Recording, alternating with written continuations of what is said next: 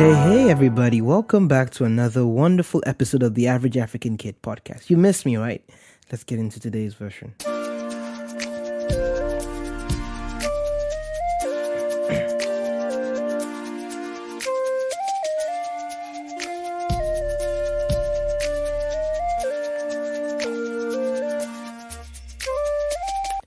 Okay, so this is a good time to be alive. And I was riding in a keke recently on a few days ago, and I overheard a radio show. They were having this conversation: which is better, Nigerian public universities or Nigerian private universities? And I thought that was a perfect topic to talk about because I felt myself getting so heated up by what was being said. I was like, yeah, I think that would make a perfect rant for the podcast. And the idea I want to focus on in this particular episode was that one of the hosts said something. She said that, studying, those who studied outside the country, yes, you can be soft and yet get the knowledge you need. In other words, she also said this. She also said that, yeah, you don't have to stress yourself to be able to get the education you need. The value of the graduates trained abroad is greater than those trained in Nigeria. And look at them, they don't even stress themselves there. It's just that the way they teach them is different. And yeah, we don't need all that stress to be able to produce good graduates. So all the stress that we boast about for our Nigerian school system is not really something to boast about, but it's something that we need to look into. That's what she said, right? And on the surface, that looks perfect, right? It looks really good. But I want to address one tiny notion there. The notion that American universities, international universities are soft. Now, that one got to me. Do you know why? I don't think an applause is the right thing, is the one I wanted to do.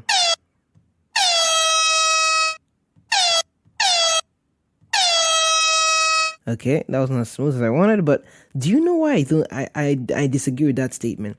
Because I've heard it so many other times before. I heard friends tell me that, those who study outside the country are, life is easy for them. They just come to class and the teacher tells them what to expect, and all of a sudden they pass their exams. Of course, you see all the Nigerians that travel to UK, America, Canada. You see they are doing well now. Of course, they are doing well because everything is easy for them. Everything is just straightforward. They don't have to worry about the system and everything like that. And I hear all these things and I do not agree one bit. I agree a bit. I agree with the fact that Nigerians universities stress is just too much.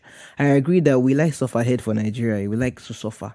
We like to do things old ways. Like, the thing that really bothers me now is like, why do teachers have to form notes in the notebook? They have to write out the textbook and write out lesson plan, and then they will not add all the notes like that.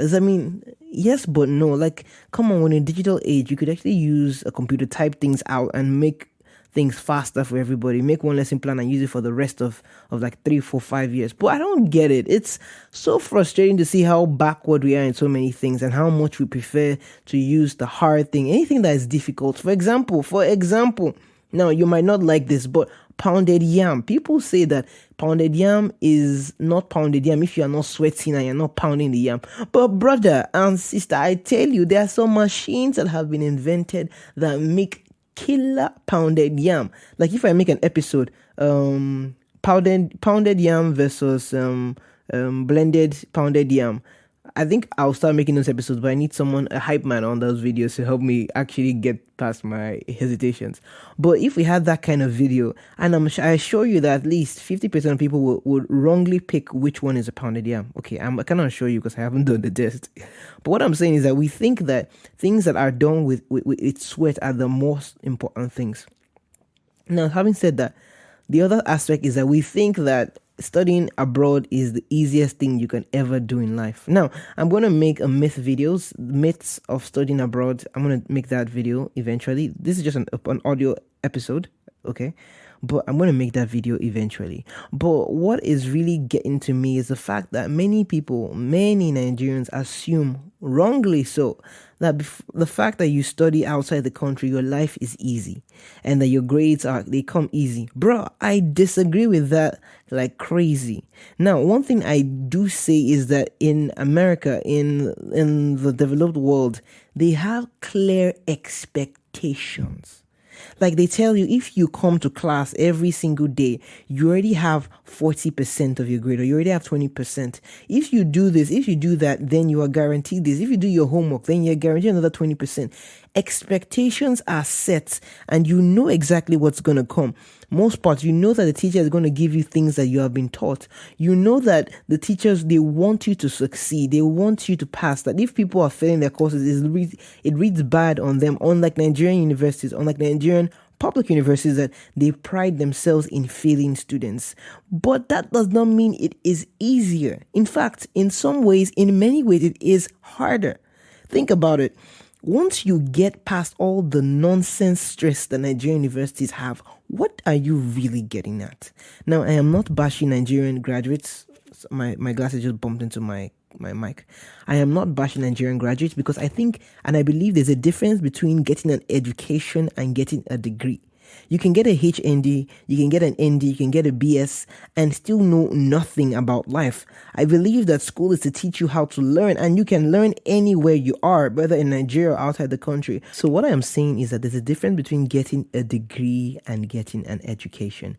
Now, in everywhere you are in the world, you could either choose to get a degree or get an education. And I prefer to get an education while having a degree, because many people go through school and they do not learn anything. So think about it. Once you remove all those stresses that the Nigerian universities are introducing to students, the public universities, what is left? You think it's ease of life, right? No, it's not. It's actually productive stress. Productive stress. What do I mean? Once you get past those assignments that make no sense, then you start getting into research papers that actually make a difference. Once you start getting past teachers who don't tell you what's on their exam, then you start getting into understanding the concept and explaining it to your classmates.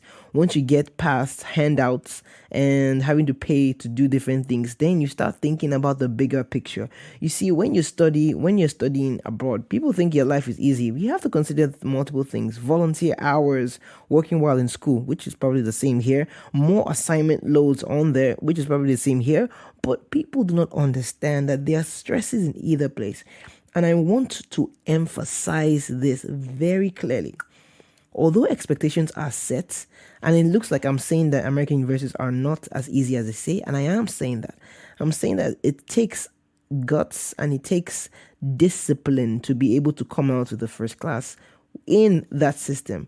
So you see a lot of Africans, a lot of Nigerians, Ghanaians, and everybody, and they all go abroad and they succeed in school. It's not just because the system is simpler. One, there's already been a sifting process with those who pass the SATs, who are educated, who are strong and determined.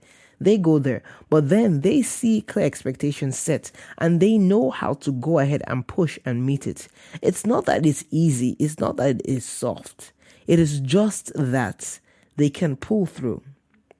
Now, this is just like the day versus boarding school argument that has existed for such a long time. I was a day student in my secondary school, and we had this argument with the boarding students. Now, they always said, you guys are missing. You guys that are day students. Of course, I was a day student. You guys don't get any of the real experiences of school. No. Look at this. You guys are not tough. Jebota. No. You guys will not do anything well. Look at you. You're missing. Oh, we do it better. In the end of the day, bro, the people who ended up with the best results were those who were day students. We had a few boarders actually did well.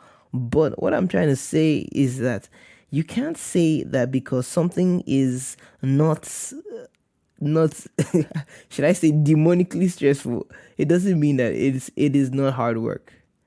I want to correct that notion, because I do respect Nigerian universities. I do respect the work that the students put in to get past all the nonsense that happens in the schools.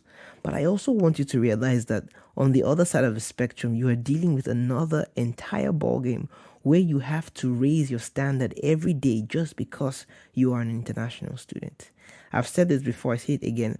While I was in school, I had to be twice or even 3 times better than everybody around me just to prove that I could hang with the big boys and I could get into medical school, because Nigerians and internationals were not being accepted to medical school when I was applying. And I had to do everything in my power to stand out. And that was stressful. And I don't want anyone to ever come with the idea and say that, oh, no, no, you guys, you had it easy. Life was easy. I don't care if you say that about me, but I want you to know that about the general trend of things. Don't assume that things are soft because they are not. You can see I'm really passionate about this topic, right? I am, because when people make these assumptions, it's under the guise that because we don't do stuff ahead, then we are not as seasoned as everybody else. That's rubbish. So whether you're in a private university in Nigeria or in a public university or studying abroad, I want you to know that there are levels of stress and there are levels of hard work that you need to attain. Bruh, there were times I had an not F's, only one F I ever had in one of my classes, biochemistry, and I was so sad and I was crying and I was like, what do I do? Oh, Lord, help me. I prayed and I had to go meet my teacher. And he was like, yeah, you did this and you did this. You better sit up in this area, there. And I pulled through the next exam with a C. But by the end of the class, I pulled out with a much better grade. And I'm saying this because it took a lot of hard work. Now, you might argue that in Nigeria it wouldn't have been possible to make it back up to a good grade. That's for you to argue. But what I want to say is that it takes a lot of work to succeed wherever you are. Don't think that because someone studied outside the country that their life was all way easy. It was easy at all. Yeah, that's all I want to share with you guys tonight. Thank you for tuning in. And yeah, I think I'll be doing some more rants like this to come. I hope you enjoy this one. I hope you got some value out of this. And yeah, have a wonderful day, everybody. Thank you for tuning in again to the Average African Kid podcast. God bless you. And yeah, it kind of gets lonely when you don't see posts. So I encourage you to check out the Instagram page. My Instagram page is ITSEOBA. And just leave me a comment and say, hey, I checked out the podcast. It goes a long way to encourage me. Or you can go to our Instagram page, The Average African Kid. I can post that up too. I mean, I am trying to get it up and running, but I haven't succeeded in nailing it that much. It's like you can only do a little at a time, but we'll get there. Thank you very much. And I think I'll do a breakdown in what it takes to run a podcast very soon. Let me just write that down so I don't forget. Ideas, listen to me write. Ideas, put it on maybe a new document.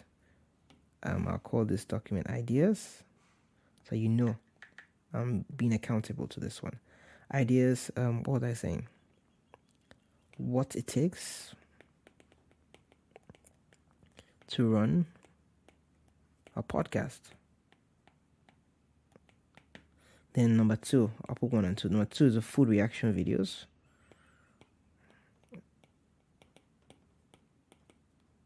Now that's secondary, but what it takes to run a podcast. Thank you for tuning in and have a wonderful day. Now you know I won't forget now that I've written it down.